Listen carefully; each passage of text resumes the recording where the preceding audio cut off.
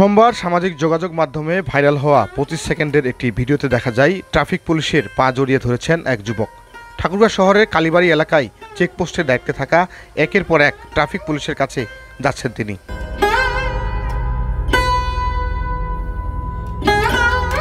কিছুক্ষণ পর social media ও গণমাধ্যমের খবরে জানা যায় মায়ের জন্য ওষুধ কিনতে যাচ্ছিলেন ট্রাফিক পুলিশের পায়ে ধরা ওই যুবক। চেকপোস্টের দায়িত্ব পালনের সময় ট্রাফিক পুলিশ ওই যুবকের মোটরসাইকেলের কাগজপত্র ও হেলমেট না পেয়ে 5,000 টাকা জরিমানা করেন তাকে। এরপরে তিনি ট্রাফিক পুলিশের পা জড়িয়ে ধরে কাকতে বিনীত করেন।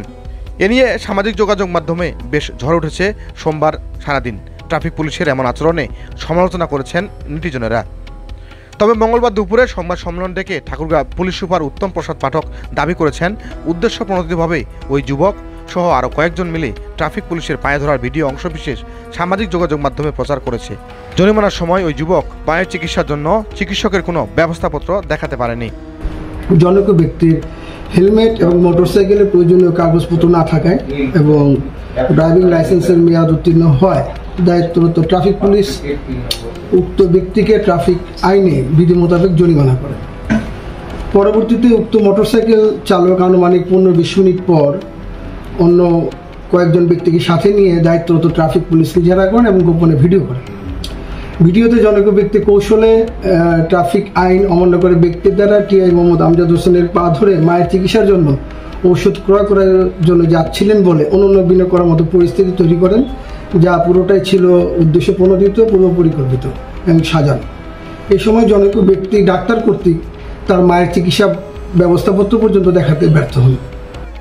এছাড়া গণমাধ্যমে প্রচারিত সংবাদটি সঠিক নয় বলে দাবি করেন পুলিশ সুপার। তিনি বলেন, পুলিশকে জনগণের নিকট হেয় প্রতিপন্ন করার জন্যই উদ্দেশ্যপ্রণোদিতভাবে নাটক সাজিয়ে প্রচার করা হয়েছে ভিডিওটি। পরবর্তীতে সামাজিক যোগাযোগ মাধ্যমে উক্ত ব্যক্তির ধারণকৃত ভিডিওর অংশবিশেষ শেয়ার করা হলে তা দ্রুত ছড়িয়ে পড়ে। প্রকৃতপক্ষে যা ছিল সম্পূর্ণরূপে উদ্দেশ্যপ্রণোদিত এবং বানোয়াট।